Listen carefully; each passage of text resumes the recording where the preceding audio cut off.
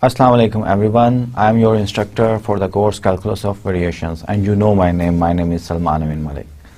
आज Calculus of Variations का we are going to start the 9th lecture. हमने एक part जो है ना, I have divided that course into 3 parts. एक part के at the end and we are doing some applications to the analytical dynamics what we have learned in the previous lectures. पिछले lectures में जो हमने concepts वगैरह जो है वो जो डिस्कस किए थे उनकी एप्लीकेशन स्पेसिफिकली एनालिटिकल डायनामिक्स में जो है वो हम डिस्कस कर रहे हैं और लास्ट लेक्चर से हमने ये एप्लीकेशंस जो है स्टार्ट किए हैं. 1 और 2 लेक्चर्स तक और एप्लीकेशंस होंगी. Then we move on to the second part of our calculus of variations, which is in fact the generalization of everything which we have learned in the first part. For example, first part में हमने ये किया था कि आपका functional जो है it depends upon only one independent variable and one dependent variable. Independent variable usually जो है वो x से मैं represent कर रहा था और dependent variable जो है वो y of x से depend कर रहा था और आपका functional जो है it may depend upon the first derivative of the dependent variable x, y and y prime where y prime is dy over dx obviously. ये हमारा फंक्शनल जो है इस तरह की कैलकुलस ऑफ वेरिएशंस की टेक्निक्स जो है आयलर लैग्रेंज इक्वेशंस हमने ड्राइव की हैं अपने पिछले कोर्स लेक्चर्स में. आज जो हमने लास्ट लेक्चर में एक एग्जांपल जो मैंने स्टार्ट की थी एट द एंड वो कंप्लीट नहीं की थी. बड़ी जल्दी से मैं कंप्लीट नहीं करना चाह रहा था क्योंकि उसको मैं चाह रहा था कि आपको डिटेल्ड आपके साथ मैं वो डिस्कस करूं. सो you people got the idea what is going on and how to decide about certain solution of the Euler-Lagrange equations, whether that solution is actually a minimizer or maximizer or whatever it is, or it is nothing like the inflection point we have in calculus. So आज का lecture जो है इसमें हम वही चीज़ continue करेंगे कि जो कॉन्सेप्ट हमने पढ़े हैं उनका एनालिटिकल डायनामिक्स में एप्लीकेशंस. एनालिटिकल डायनामिक्स के कुछ प्रॉब्लम्स जो हैं वो मैं डिस्कस करूंगा और आपको दिखाऊंगा कि जो हमने चीज़ें पढ़ी हैं वो फिजिकल प्रॉब्लम्स को सॉल्व करने में हेल्पफुल हैं. सेकेंड पार्ट जो कोर्स का है वो जनरलाइजेशन है. फॉर एग्जांपल जैसे मैंने आज के लेक्चर में मे भी हम डिस्कस करें कि एनालिटिकल डायनामिक्स में कि अगर डिपेंडेंट वेरिएबल एक से ज़्यादा हो, इंडिपेंडेंट वेरिएबल एक ही हो, ये भी जनरलाइजेशन हमने करनी है. Then dependent variable independent variables एक से ज़्यादा हैं, एक से ज़्यादा होंगे और डिपेंडेंट वेरिएबल जो है वो एक ही हो या एक से ज़्यादा हो. This is another generalization. फिर सो फार जो प्रॉब्लम्स हमने डिस्कस किए हैं कैलकुलस ऑफ वेरिएशंस में वो इस तरह के हैं कि आपके पास फिक्स्ड पॉइंट थे, बाउंड्रीज आर फिक्स्ड. फिर हम ये भी डिस्कस करेंगे कि अगर बाउंड्रीज जो है वो मूविंग बाउंड्री हो, अगर एक मूविंग बाउंड्री हो जो इंटरपोलेटिंग कर्व है ए और बी, अगर बी पॉइंट जो है वो मूव कर रहा है ओनली और अगर ए और बी दोनों पॉइंट मूव कर रहे हैं तो उस तरह के कंस्ट्रेंट्स जो हैं, इस तरह के फंक्शनल्स जो हैं उनके मिनिमाइजर किस तरह हम डिटरमिन करते हैं. लेकिन ये नेक्स्ट लेक्चर्स में हम इंशाल्लाह ये सेकंड पार्ट जो है इसको रिगोरसली डिस्कस करेंगे. आज का लेक्चर हम स्टार्ट करते हैं जो कि applications to the analytical dynamics है. Let's go to the slide and see what we have in today's lecture. Today we are going to continue with the applications of analytical dynamics and we are having today the 9th lecture of calculus of variations. ये example जो है ये इससे मैं start करने लगा हूँ. ये एग्जाम्पल थी कि show that q of t equals sin of t where functional I think ये Lagrangian जो है हमें ये दिया गया था कि our Lagrangian is 1 by 2 q dot square minus 1 by 2 q square. ये Lagrangian था और एनालिटिकल डायनामिक्स में आपको पता है कि हमने मिनिमाइज करना होता है कि इस फंक्शनल को t naught to t1 Lagrangian which depends upon t q and q dot और q जो है ये जनरलाइज्ड आपका कोऑर्डिनेट है ऑफ योर डायनामिकल सिस्टम. हमने लास्ट लेक्चर में ये शो कर दिया था कि इस Lagrangian के साथ q of t जो है This is a solution of our Euler-Lagrange equation correspond to this functional Euler-Lagrange equation. और वो हमने देखा था Euler-Lagrange equation जो है वो minus q double dot equals naught. Euler-Lagrange equation for that Lagrangian for that functional becomes this one. और ये q t equals sin t इस equation को verify करता है. Hence it's a part of the dynamical system which consists of maybe one particle or more than one particle, generally speaking. Now we have to check that this solution of the Euler-Lagrange equation makes the functional j stationary. Recall करें कि अगर f of x एक one variable function है और f dash x equals 0 करके आपके पास critical points आते हैं, you have the critical points and critical points पे जो function की value होती है, let's say c आपका critical point है, f of c जो है वो अगर maximize या minimize करता है तो हम कहते हैं, ये terminology हम use करते हैं कि x equals c makes the given function f of x stationary. Whether minimize करें या मैक्सिमाइज करें. इसी तरह हमने ये शो करना है कि ये पाथ जो है सोल्यूशन ऑफ Euler-Lagrange इक्वेशन वो फंक्शनल गिवन फंक्शनल को स्टेशनरी बना देता है ओवर द इंटरवल 0 to τ. और उसका यही तरीका होता है कि हम क्या करेंगे, अब q of t equal sine of t है, we will take evaluate the functional at, इसकी इनपुट क्या होगी, sine of t plus some h of t, where h of t admissible function और h of t जो है ये क्या satisfy करता है, h of 0 ये भी 0 होगा और h of τ जो है वो भी 0 होगा. ये दोनों जो है ये at the interval end point पे, क्योंकि ये admissible function है. So ये हम कंसिडर करेंगे, फंक्शनल को कैलकुलेट करेंगे, फिर j of sine of t जो है इसको कैलकुलेट करेंगे. j हमारा इससे डिफाइंड है, इस तरह डिफाइंड है और लग्रांजियन ये है. तो j of q plus h minus j of q ये हमारा बन जाता है. इस लग्रांजियन में मैंने 1/2 जो है ये कॉमन ले लिया हुआ है. 1/2 ये आपको नजर आ रहा है, ये जो 1/2 q डॉट स्क्वायर. अब q की जगह मैंने क्या, जब j q plus h calculate कर रहा हूं तो ये मेरे पास क्या आ रहा है, q sine of t plus h of t, इसका कंप्लीट डॉट और स्क्वायर. अब sine of t plus h of t, इसका d ओवर dt जो है जो कि डॉट से रिप्रेजेंट किया जाता है, ये क्या होगा, दैट विल बी साइन का cause of t plus h arbitrary function है तो h के ऊपर मैं डॉट लगा देता हूं, इसका स्क्वायर.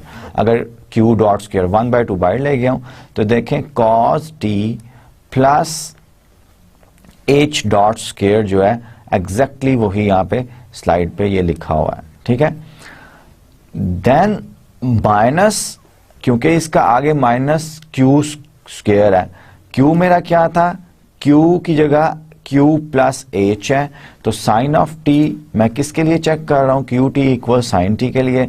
तो next minus sine of t plus h complete square.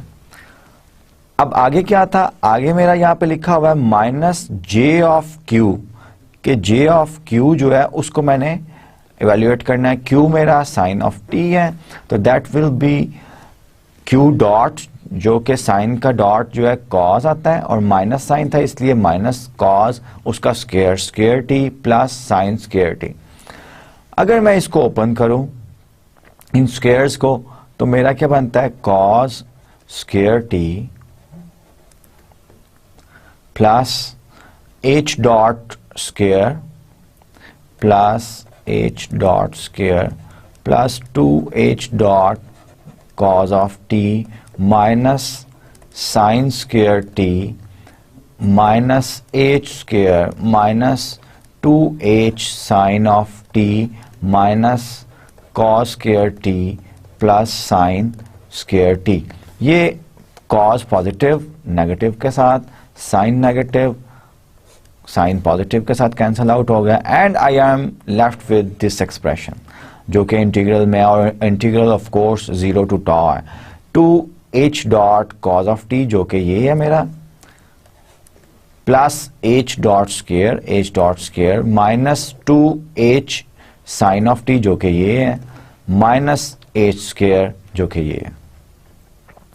अब मैं ये h डॉट है, अब इनको, इस इंटीग्रल को मैं सेपरेटली सॉल्व करूंगा। 0 to tau, 2 भी मैं बाहर ले जा सकता हूं, 2 से इनफैक्ट कैंसिल हो जाएगा। I will have h dot cos of t d t. Integration by parts I can use, इसको मैं फर्स्ट फंक्शन लूंगा h डॉट को, तो मेरा इंटीग्रेशन बाय पार्ट्स से क्या आएगा, cos of t evaluated at t equals naught and t equals tau minus 0 to tau h, cos का क्या होता है sine, sine of minus sine of t होता है, तो ये प्लस साइन हो जाएगा। अब ये h एडमिसिबल फंक्शन है, ये इस प्रॉपर्टी को सेटिस्फाई करेगा, so this will goes to 0। ये जो है मेरा 0 टर्म हो जाएगी, ये जो यहां पे लिखा हुआ है, ठीक है, plus 1/2 0 to tau h dot square minus h dot. यहां पे एक और छोटी सी बात की है, इसको इंटीग्रेशन बाय पार्ट्स यूज किया है, और dt over dt h cos of t ये किसके इक्वल होगा, ये वाला एक्सप्रेशन जो है, क्योंकि ये भी फंक्शन है टाइम का, ये भी फंक्शन है टाइम का, फर्स्ट फंक्शन का derivative which is h cos of t as it is, minus, क्योंकि इस कॉज का साइन माइनस साइन होता है, माइनस साइन इसलिए आ रहा है, sine of t h as it is.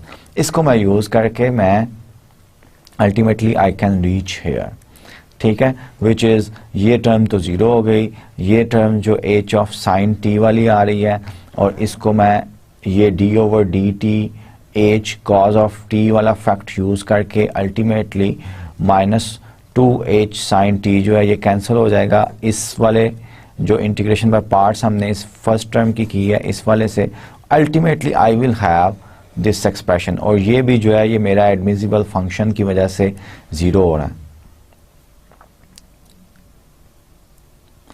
अब मैंने क्योंकि h तो मेरा आर्बिट्रेरी फंक्शन है, h मेरा आर्बिट्रेरी फंक्शन है, तो h जो है इसको मैंने इंटीग्रल को लेस देन और equal to some norm of h जो है वो बनाना है। So I can write this inequality from this one कि दिस इज, अगर h डॉट की maximum value over the interval 0 to tau मैं डाल दूं, ठीक है, ये एक बड़ा मैथमेटिक्स का ट्रिक है जो कि बड़ा इंपॉर्टेंट ट्रिक है। Let me explain this one with some function f of x defined on 0 to let's say y, ठीक है, dx। we don't know this f of x, लेकिन हम क्या करते हैं, हम इंटीग्रल में f of x को रिप्लेस कर देते हैं इसकी मैक्सिमम वैल्यू से, maximum value over the interval जिस पे इंटीग्रेट हम कर रहे हैं, maximum value over the interval 0 less than equal to x less than equal to y। अब मैक्सिमम वैल्यू इसकी कोई एक यूनिक ही होगी और वो रियल नंबर होगी, that would be a real number 0 to y dx। अब ये एक रियल नंबर है, this is no more a function of x, that will be a real number, maximum value of any continuous function. I can take it outside, अब इस integral से मैं इसको outside ले जा सकता हूं, ठीक है, क्योंकि ये तो एक कांस्टेंट बन गया ना, कोई भी फंक्शन है उसकी मैक्सिमम वैल्यू या मिनिमम वैल्यू जो है वो एक कांस्टेंट ही होगी। तो एग्जैक्टली यहां पे मैं रिप्लेस कर रहा हूं, that's why I am using greater than और इक्वल टू साइन, कि अब ये इक्वालिटी जो है इट होल्ड्स नो मोर, क्योंकि मैं इस फंक्शन h डॉट स्क्वायर जो है इसको रिप्लेस कर रहा हूं इसकी maximum value over the interval से, जो कि ये है मैक्सिमम वैल्यू h डॉट उसकी एब्सोल्यूट वैल्यू बल्कि ले रही है, ठीक है। इसी तरह मैं h को भी रिप्लेस कर रहा हूं मैक्सिमम वैल्यू से, और माइनस साइन है ये क्योंकि पॉजिटिव हमेशा रहेगा, क्योंकि एब्सोल्यूट वैल्यू की मैं ले रहा हूं h की, तो प्लस साइन से और जो है ये टर्म जो है ये बड़ी हो जाएगी, दैट्स व्हाई ग्रेटर देन और इक्वल टू मैं यूज किया, now these terms are just constants, ये टर्म्स जो हैं these are no more functions of t, ये कॉन्स्टेंट्स हैं, इनको मैं इंटीग्रेशन से बाहर ले जा सकता हूं, इंटीग्रेशन से बाहर ले जाऊंगा तो ये क्या बन जाएगा, ये सारी टर्म, ये जो है maximum of H dot square plus maximum of H mod square, ये यहां पे बाकी मेरा इंटीग्रल में क्या बचेगा, नथिंग, डी टी, इसको जब इंटीग्रेट करता हूं तो ओनली टॉ आता है। This toe is coming from this integration, जिसमें हमने एक छोटा सा मैथमेटिकल ट्रिक यूज किया है कि आर्बिट्रेरी फंक्शन को उसकी मैक्सिमम वैल्यू से एब्सोल्यूट वैल्यू ली है और उसमें मैक्सिमम हम देख रहे हैं, ठीक है। फर्दर ग्रेटर देन और इक्वल टू दिस वन, पूरे का स्क्वायर जो है, अब ये पॉजिटिव नंबर्स हैं, उनका पूरे का स्क्वायर अगर मैं कर देता हूं तो ये और बड़ा, this expression will be more larger than the other one. So मैंने आपको लास्ट लेक्चर में कहा था कि you have to recall the normed linear space में जो मैंने norms define की थी ना सेकंड लेक्चर में, वो आपने जरूर रिकॉल करनी है। अब आप नोटिस करें कि अगर h C2 फंक्शन है from the space of continuous functions up to second derivative, then this is we defined, इसको हमने, इस चीज को हमने डिफाइन किया हुआ है नॉर्म ऑफ h से, तो 1/2 टॉ h नॉर्म स्क्वायर जो है, और स्क्वायर इसकी वजह से आ रहा है, स्क्वायर ये बन गया हमारा। This is, I can write some terms of h norm square, तो आई हैव शोन दैट कि j q plus h minus j of q less than और equal to some this term. इसका मतलब ये हुआ कि आपका जो ये q ऑफ t जो है, जो कि साइन ऑफ t से हम लेके चले हैं, ये इस फंक्शनल को जो कि ये लैग्रांजियन के साथ डिफाइन किया गया, इस फंक्शनल को this makes stationary. Whether minimum कर रहा है या मैक्सिमम कर रहा है ये नहीं हमें पता, ये जो है ये डिपेंड करता है कि इसका साइन क्या है। अगर ग्रेटर देन 0 होगा तो मिनिमम कर रहा होगा, अगर लेस देन 0 होगा तो मैक्सिमम कर रहा होगा। लेकिन यहां पे हमने ये शो कर दिया कि दिस इज लेस देन और equal to norm of h, तो it may be positive may be negative, क्योंकि नॉर्म ऑफ एज तो नॉर्म तो पॉजिटिव ही होता है। This all is a positive number, positive number से ये छोटा है, ये पॉजिटिव भी हो सकता है, the sign of this one could be positive as well as negative, so we can not conclude कि this is the q of t equals sine of t makes the given functional minimizer or maximizer. We can't say right now at that time, but it is making the functional stationary. Let's proceed further. तो ये बड़ी अच्छी और important example थी जो कि हमने discuss की है आज के लेक्चर में। लास्ट लेक्चर में मैंने डिटेल डिस्कस नहीं की थी, आज डिटेल जो है वो डिस्कस की है।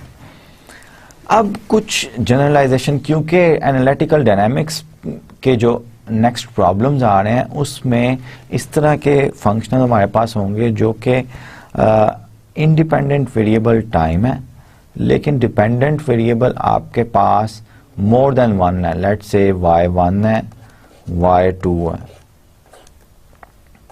आपका फंक्शनल इस तरह का है। और ये जनरलाइजेशन जो कि नेक्स्ट 2-3 लेक्चर्स के बाद डिटेल में मैं डिस्कस करूंगा, इसकी एप्लीकेशंस क्योंकि अभी आ रही हैं, इसलिए मैं for the time being informal वे से मैं इसको डिस्क्राइब कर रहा हूं कि अगर आपके पास एक ही इंडिपेंडेंट वेरिएबल हो x, but you have different dependent variable y1, y2 up to so on yn, these are the dependent variable, and your functional depends upon these dependent variable and their first derivatives, where as usual yi prime equals dy over dx. All the curves passes through the given points a and b in Euclidean space Rn में. ठीक है, Euclidean space Rn, I hope you are familiar with these Euclidean spaces. These are the normed linear spaces which we have discussed in the second or third lecture. Then the Euler-Lagrange equations are, अब हमारे पास एक Euler-Lagrange equation नहीं होगी, we will have more than one Euler-Lagrange equation, and for each जितने dependent variable होंगे उनके correspond हमारे पास, correspond to each dependent variable we are having one Euler-Lagrange equation. So Euler-Lagrange equation will be this one. बार बार मैं कह रहा हूँ कि इसको detailed जो है वो हम next lecture में, coming lecture में, where we will start the segment of our course in which we are going to discuss the generalization of the concepts which we have learned in the first part. तो उसको हम discuss करेंगे, इसको detailed जो है वो हम discuss करेंगे. तो Euler-Lagrange equations will be a set of equations and it is equals the number of dependent variable, जितने आपके number of dependent variable हैं. For example, अगर number of dependent variable just 2 है, तो you will have two Euler-Lagrange equations, partial f over partial y1 minus d over dx, partial f over partial y1 prime equals naught. पहली equation ये होगी if you have k equals 1 and 2, only two dependent variable, let's say y1 and y2. And your second equation will be partial f over partial y2 minus d over dx, partial f over partial y2 prime equals naught. ये आपकी second equation होगी. तो अगर किसी dynamical system में दो dependent variables आ रहे हों of time, then we will have these two Euler-Lagrange equations, so on and so forth. ये जो लिखा हुआ है ये n dependent variables के लिए लिखा हुआ है, n dependent variables. So for each k equals 1 we are having, ये equals 0 है यहाँ पे, ठीक है, equals 0 missing था. For each k equals 1 we are having one ODE. So this is in fact a system of ordinary differential equations and it depends these are linear or non-linear. Applications क्या है analytical dynamics में the vector valued function x जो है ये bold, analytical dynamics में bold जितने भी letters होते हैं ना ये vectors को represent करते हैं. तो x in fact क्या है, x depend कर रहा है, x के components जो हैं एक vector है ये, इसके component x1, x2, so on and so forth, xn, n components हैं. अगर हर component जो है वो t पे depend कर रहा है तो x1 t you will have n components of the vector x which depends upon the independent variable time, as we are going to see in the case of applications to analytical dynamics. तो आपकी Euler-Lagrange equations जो है वो क्या बनेगी, इसमें और इसमें कोई फर्क नहीं है, माइनस से मल्टीप्लाई किया हुआ है, partial f over d over dt, partial f over partial xj dot. अब ये xj dot जो है ये डायनामिक्स में मैंने आपको कहा हुआ है कि ये dxj over dt है, टाइम डेरिवेटिव है with respect two of x of j, और x of j her component जो है ये टाइम डिपेंडेंट है. तो इस तरह सपोज कि we have a dynamical system, एक हमारे पास डायनामिकल सिस्टम है,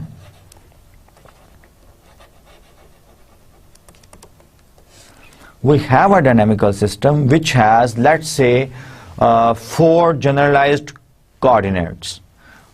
Generalized coordinates last lecture में introduce किया था, तो 4 generalized coordinates हैं, 4 generalized coordinates हैं, so we will have 4 Euler-Lagrange equations and we will solve these 4 Euler-Lagrange equations simultaneously to get the path of the dynamical system. ठीक है, let's get to the next slide and see what we have in the applications. अब ये dynamics में जब आपका Euler-Lagrange equation आपकी क्या होगी, partial L over partial Q.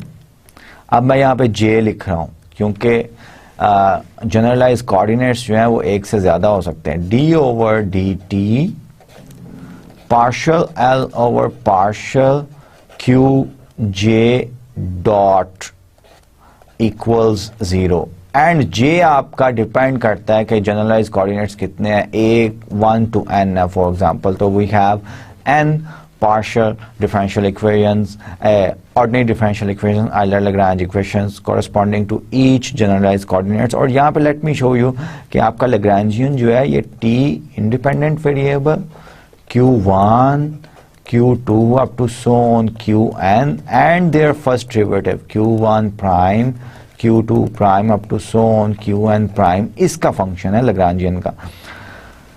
अब ये जो पार्शियल डेरिवेटिव है ना लैग्रैंजियन के डायनामिक्स में, आयलर-लैग्रेंज इक्वेशंस में, इनको हम लैग्रेंज डेरिवेटिव्स भी कहते हैं. ठीक है, so for this particular dynamical system in which we have a string of length A and there are two beads, two particles P1 and P2. P1 is such that it is moving horizontally and P2 simple pendulum की तरह move कर रहा है, उसको displace किया equilibrium position से bye an angle theta, तो ये मूव कर रहा है वॉल पे.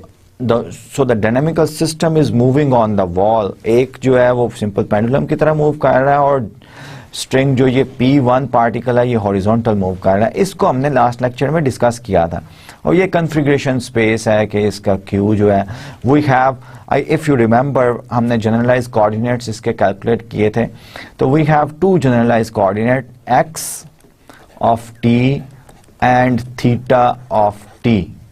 That's why I just informally record you कि अगर आपका फंक्शनल जो है उसमें डिपेंडेंट वेरिएबल एक से ज्यादा हो, अब ये देखें डिपेंडेंट वेरिएबल एक से ज्यादा आ गया ना, x of t and theta of t for that dynamical system. तो अगर इस डायनामिकल सिस्टम की इक्वेशन ऑफ मोशंस हमने लिखनी है तो we should have the knowledge के भाई अगर एक इंडिपेंडेंट वेरिएबल हो और dependent variable more than one हो तो आयलर-लैग्रेंज इक्वेशंस क्या फॉर्म करती हैं. इस डायनामिकल सिस्टम के लिए हमने R1 मैंने लिखा था, ये x ऑफ t आई था इस पार्टिकल का, और R2 जो है पार्टिकल 2 की पोजीशन वेक्टर ये भी हमने लिखा था. ये जो था R2 ये इनफैक्ट x कोऑर्डिनेट जो है राइट एंगल ट्रायंगल कंप्लीट की थी मैंने, x of t plus a sine of t i था प्लस a, क्योंकि y कोऑर्डिनेट सिर्फ ये है, that will be a cos of t k, और मैंने i यूनिट वेक्टर इधर लिया था, i यूनिट वेक्टर, और k यूनिट वेक्टर जो है वो परपेंडिकुलर टू i लिया हुआ था, ये R2 था.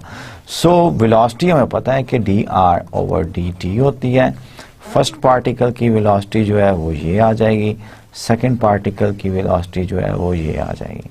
ठीक है, तो इसको क्योंकि थीटा डॉट है इसको मैंने x dot plus a cos theta into theta dot आएगा, यहाँ पे थीटा थीटा आएंगे और theta is a function of time.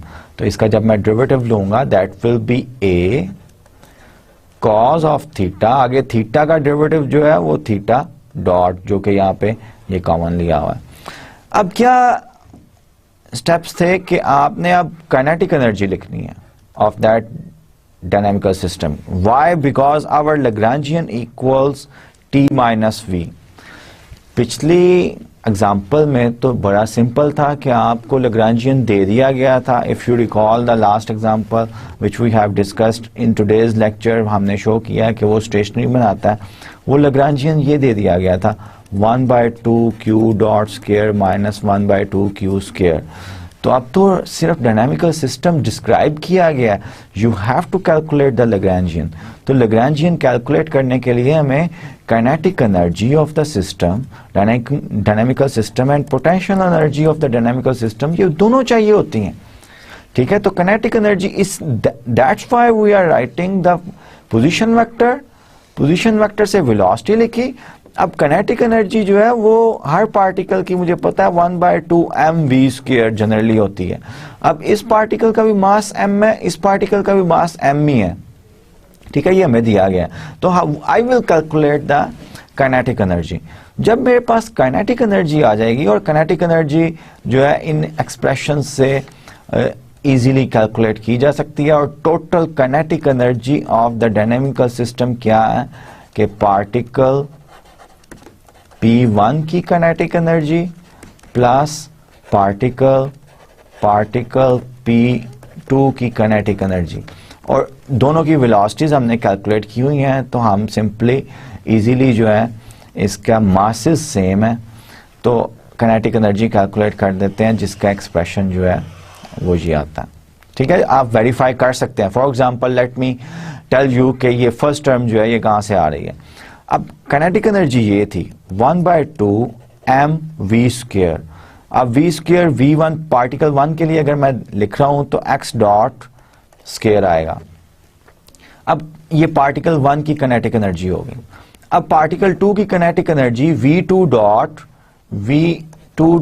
v2 जो है ये इक्वल्स है v स्क्वायर के. तो v2 डॉट v2 क्या बनेगा, इसका फर्स्ट कंपोनेंट क्या आएगा x डॉट स्क्वायर. इसी तरह आप बाकी कंपोनेंट भी निकालेंगे, x डॉट स्क्वायर आएगा.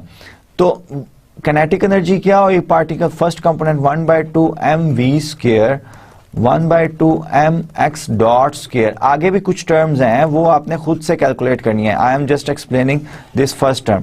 अब ये 1/2 mx डॉट स्क्वायर, और जब मैं ऐड करूंगा टोटल डायनामिकल सिस्टम की फर्स्ट पार्टिकल की और सेकंड पार्टिकल की, तो अल्टीमेटली 1/2 फिनिश हो जाएगा, क्योंकि ये 2 टाइम्स सेम थिंग है. तो mx डॉट स्क्वायर इसी तरह आ रहा है 1/2 ma square theta dot square plus ma cos theta x dot theta dot. Now if I have to write down the Euler-Lagrange equations for that dynamical system which have x of t and theta of t as 2 generalized coordinates, then my Euler-Lagrange equations will be partial L over partial x minus sine के साथ कर लें. Dynamics में जरा उल्टा लिखते हैं, d over dt, it doesn't matter. Partial L over partial x dot, ये मेरी पहली आइलर-लैग्रांज इक्वेशन होगी.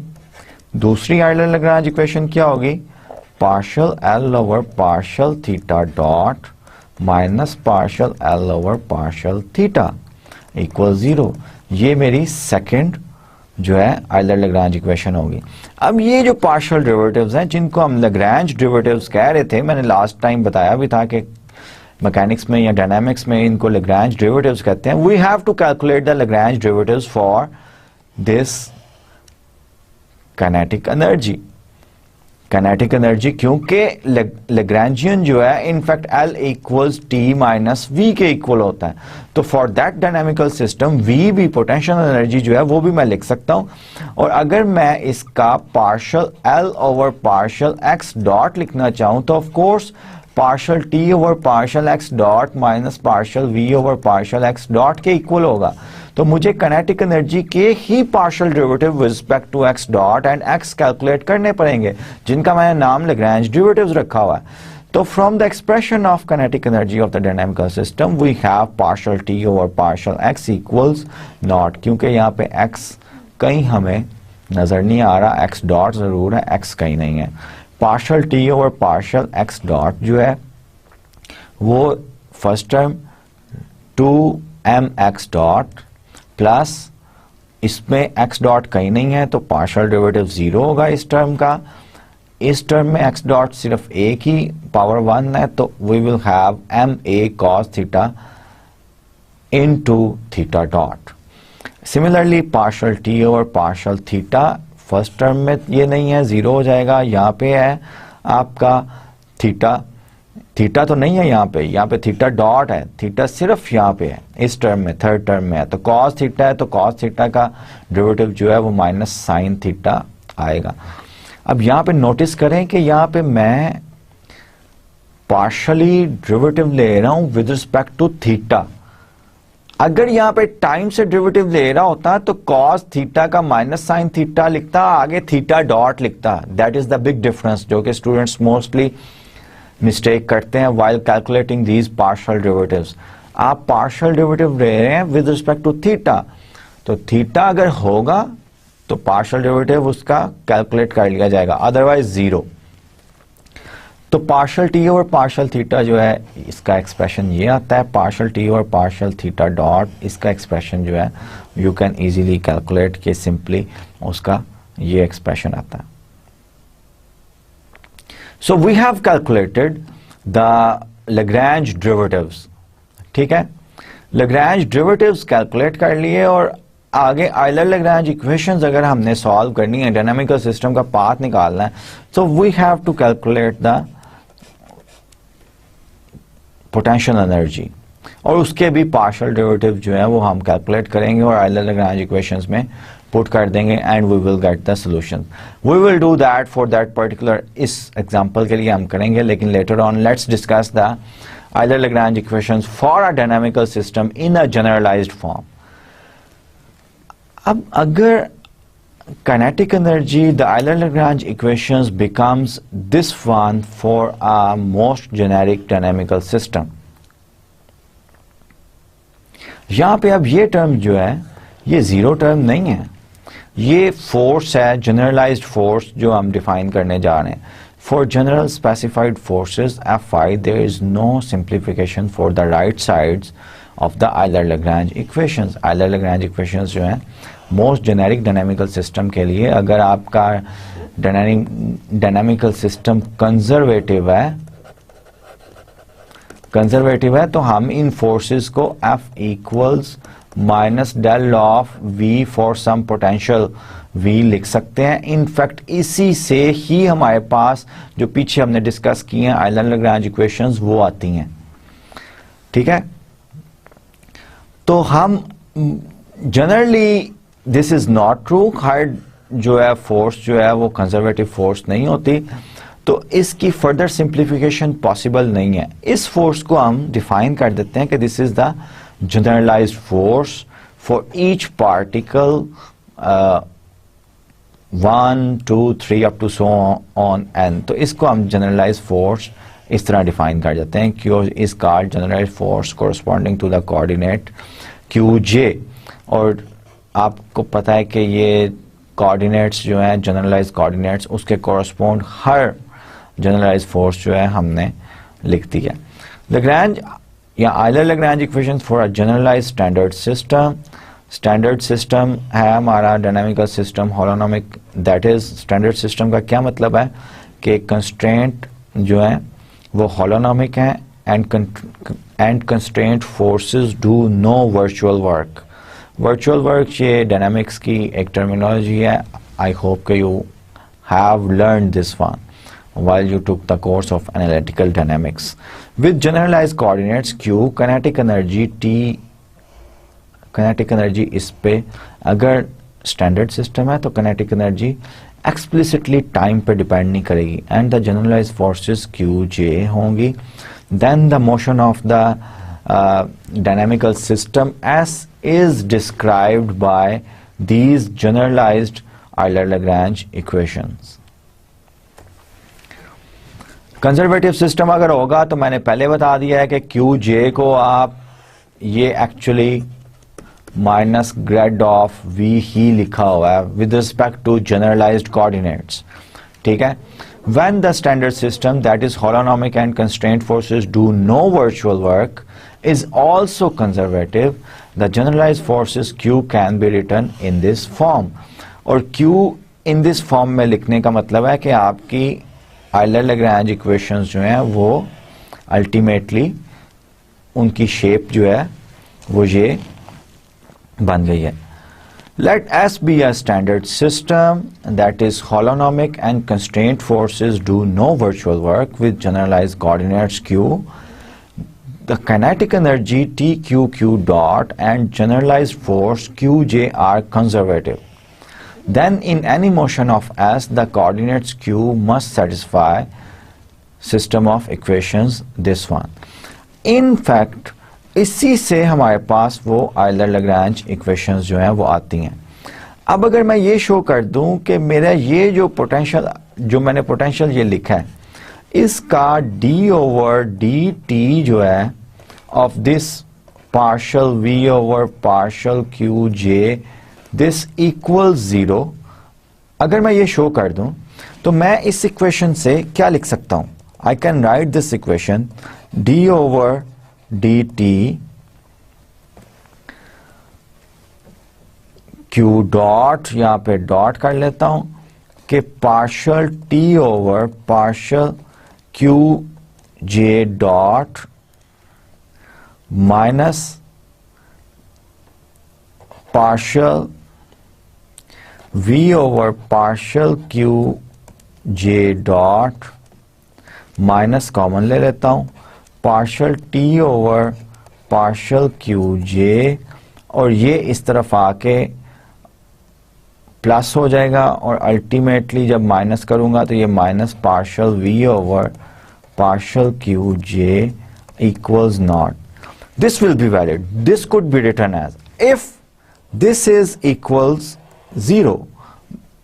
This is equal 0 का क्या मतलब है कि ये जो मैंने लिखा हुआ है d/dt पार्शियल v/पार्शियल qj डॉट, अगर ये ट्रू हो, if this is true, then I can write this equation.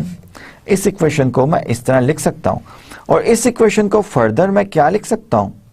मैं ये लिख सकता हूं if I can take d/dt partial/partial qj dot into t minus l. ये लिख सकता हूं ना, minus partial/partial qj t minus l equals naught. ये लिख सकता हूं. अब t माइनस v जो है, सॉरी यहां पे मैंने l लिख दिया है, v जो है, t माइनस v जो है इसको मैं डिफाइन करता हूं लैग्रेंजियन. ये मेरा लैग्रेंजियन है. So this equation in fact becomes, ये क्या बन जाती है, d/dt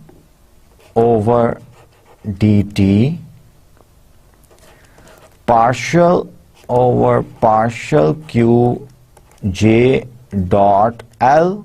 So this equation becomes d/dt partial l/partial qj dot minus partial l/partial qj equals naught, जो कि familiar Euler-Lagrange equation है.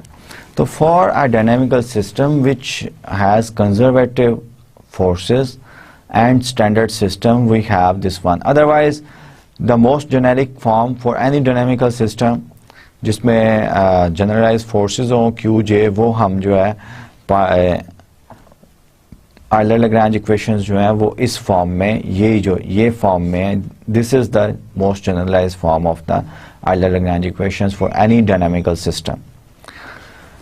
Let me recall you के steps क्या हैं Lagrange method for conservative systems. If the systems are conservative, जैसे हमारे पिछले systems थे. Confirm that the system is standard and that the specified forces are conservative. Conservative forces हैं तो F equals minus grad of V जो है ये हमारा लिखा जाना चाहिए. Then we will select the generalized coordinates.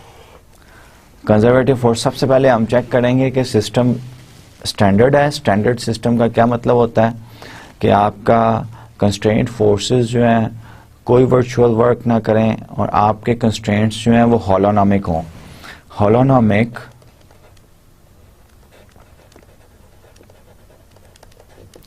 हॉलोनॉमिक constraints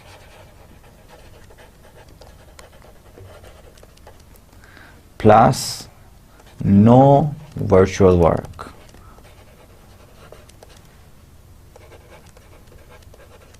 this both equals कि आपका डायनेमिकल सिस्टम जो है, your dynamical system is standard. Your dynamical system is standard. अब अगर forces plus forces are conservative,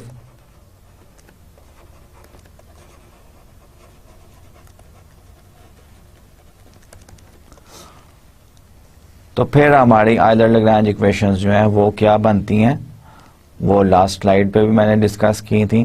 वो ये बनेगी partial d over d t partial T over partial q dot minus partial T over partial q equals minus partial V over partial q j for each coordinate q j j यहाँ पे लिख लें। ये आपकी Euler Lagrange equations जो हैं वो बनेगी। Evaluate the expressions for kinetic energy, जो हमने लास्ट एग्जांपल में किया भी था, and potential energy in terms of the chosen coordinates. Chosen coordinates का मतलब है कि जनरलाइज्ड कोऑर्डिनेट्स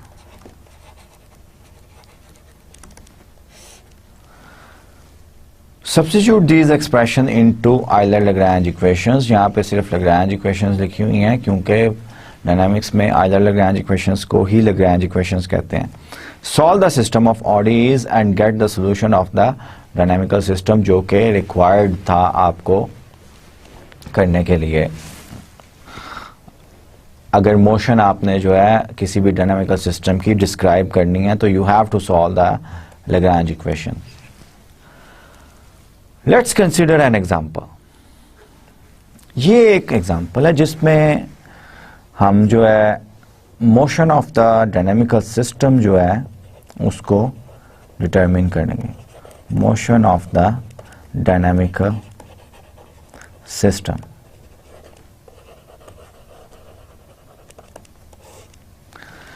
ये एग्जाम्पल है क्या? Let me explain this one. सबसे पहले प्रॉब्लम की अंडरस्टैंडिंग होनी चाहिए कि प्रॉब्लम है क्या। Consider a block of mass m sliding on a smooth wedge. ये आपका वेज है, this is your ways.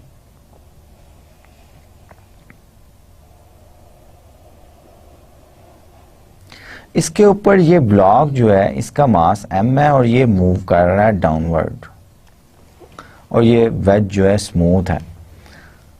And an angle, और इस वेज का ये जो एंगल दिया गया है ये अल्फा एंगल है,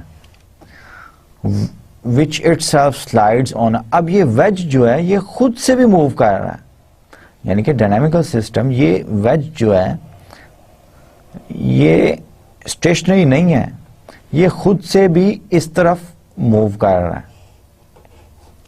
ठीक है, तो ये भी मूव कर रहा है, उसके ऊपर ये पार्टिकल जो है, ये मास m वाला पार्टिकल जो है ये भी मूव कर रहा है as shown in the fix.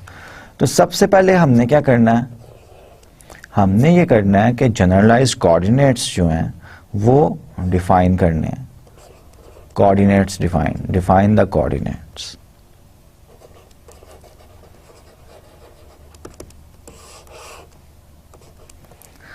अब कोऑर्डिनेट्स वो हम क्या डिफाइन कर रहे हैं कि पोजीशन ऑफ द वेज जो कि मूव कर रहा है फ्रॉम अ फिक्स्ड पॉइंट। ये हमारा फिक्स्ड पॉइंट है, दो फिक्स्ड पॉइंट हम कर रहे हैं, एक ये फिक्स्ड पॉइंट है, एक वेज के ऊपर जो है ये ऑब्वियसली पॉइंट जो है ये मूव कर रहा है with respect to this one. अब वेज की पोजीशन डिस्टेंस जो है एट एनी टाइम वो ये है, और that will be a function of some time t।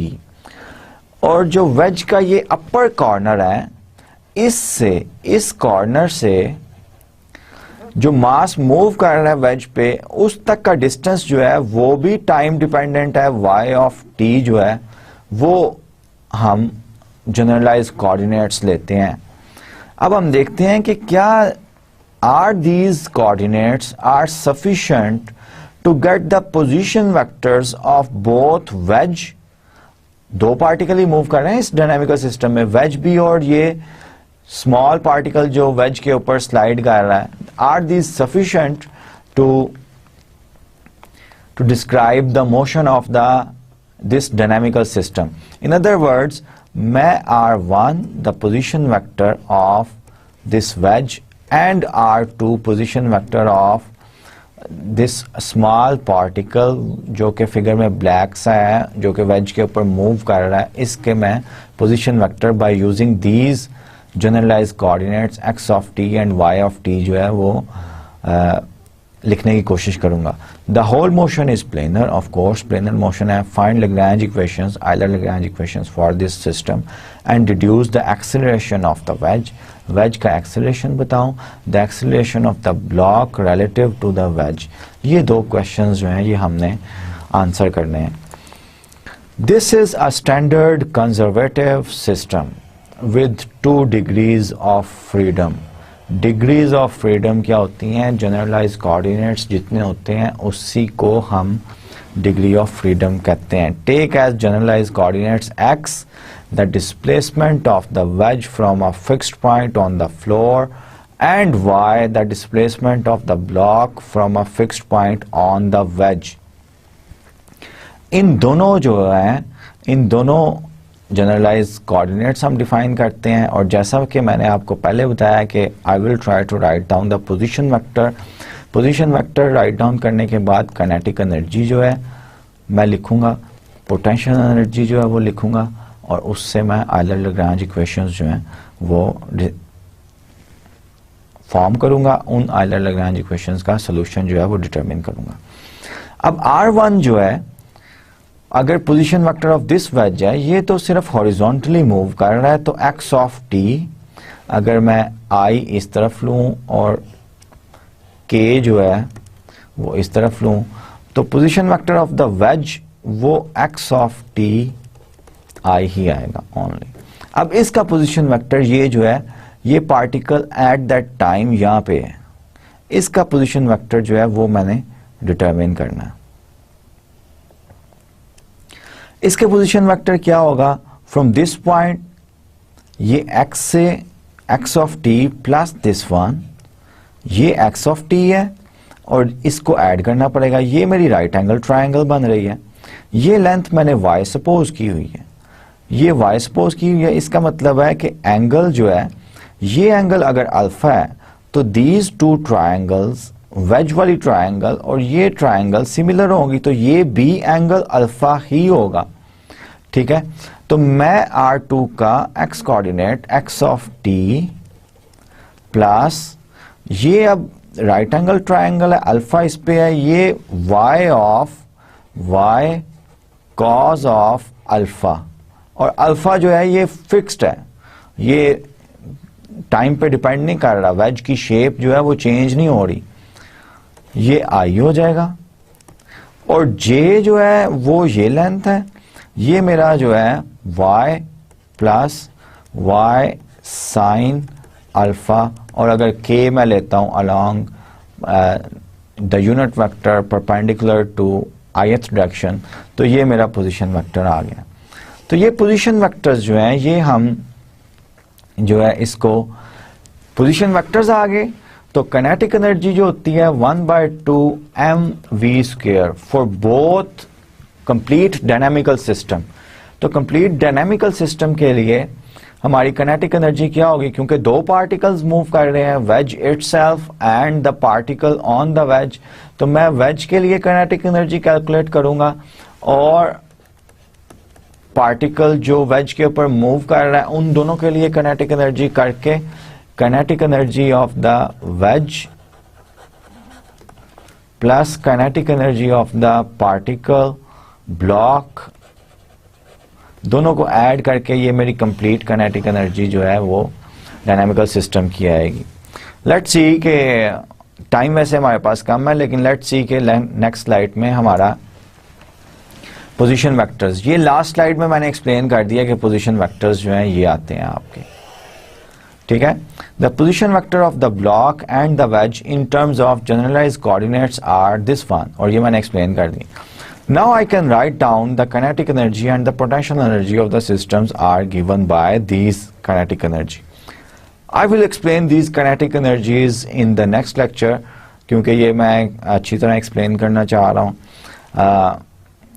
जो वेज की जो मास है वो हमें दी गई है कैपिटल एम, और जो ब्लॉक की जो मास है ये यहाँ पे लिखा हुआ है। वेज की मास जो है वो कैपिटल एम है और ब्लॉक की जो मास है वो स्मॉल एम है। तो काइनेटिक एनर्जी में वो ही जो है, ये आई विल एक्सप्लेन कि ये टर्म्स कहाँ कहाँ से आ रही हैं, और ये पोटेंशियल एनर्जी जो है ये किस में है। वेज तो क्योंकि हॉरिजॉन्टली ही मूव कर रहा है, there is no vertical motion, and potential energy is due to the height और वर्क डन जो है वो उससे होता है। तो पोटेंशियल एनर्जी जो है ये मैं बताऊंगा।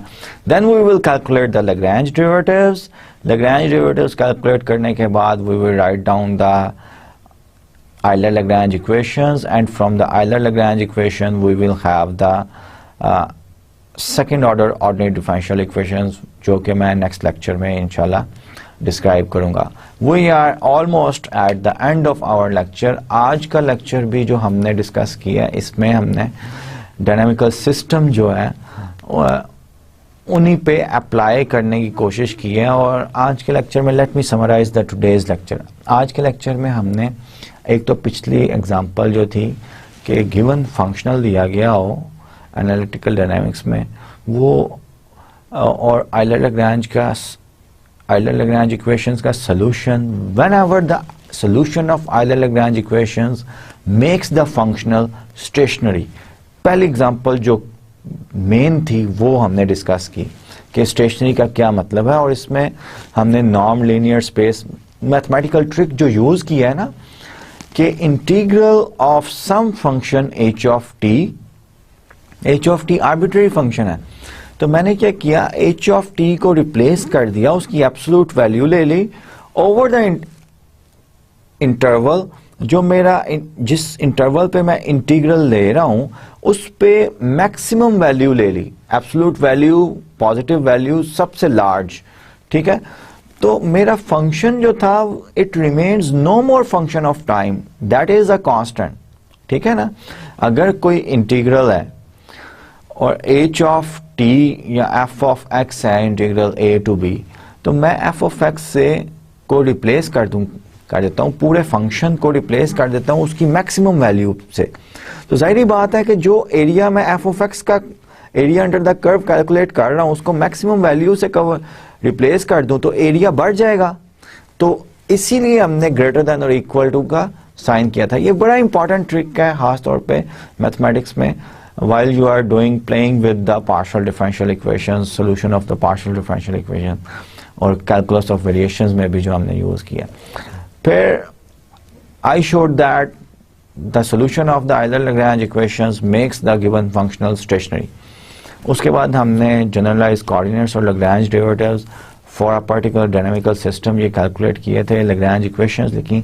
Generalized Lagrange equations informal way में मैंने आपको सिर्फ बता दिया, अगर independent variable सिर्फ एक ही हो और dependent variable more than one हो तो we have a system of Euler-Lagrange equations, उस सिस्टम को सॉल्व करना होता है। ये सिस्टम हमने इसलिए डिस्कस किया था कि एनालिटिकल डायनामिक्स में हमारे पास इस तरह के बड़ी सिंपलेस्ट केस होता है कि आपके पास जनरलाइज कोऑर्डिनेट सिर्फ एक हो डायनामिकल सिस्टम का। अभी हमने जो एग्जांपल की है कि वेज के ऊपर पार्टिकल मूव कर रहा है, इवन उस एग्जांपल में we have two generalize coordinates which both of these depends upon the time t।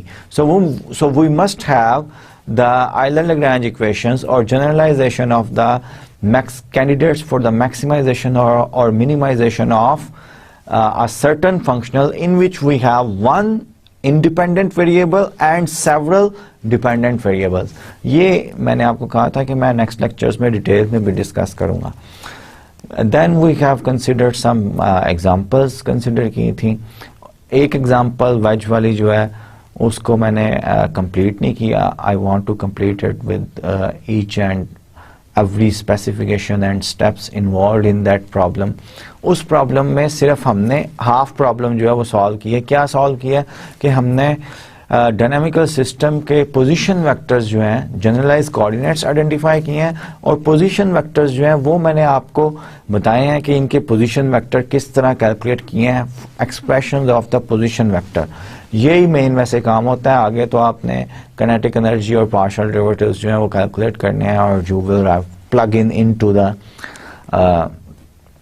Euler-Lagrange equations. और Euler-Lagrange इक्वेशंस जो हैं वो जनरलाइज्ड डायनामिकल सिस्टम के लिए where the forces are not conservative वो हमने डिस्कस किए हैं. और I have shown during today's lecture कि किस तरह if you have a standard system and conservative forces applied on the dynamical system, then generalized Euler-Lagrange equations किस तरह ट्रांसफॉर्म होती हैं उन Euler-Lagrange equations से जिनसे हम फेमिलियर हैं, और पिछले लेक्चर में हमने वो डिस्कस भी की थी.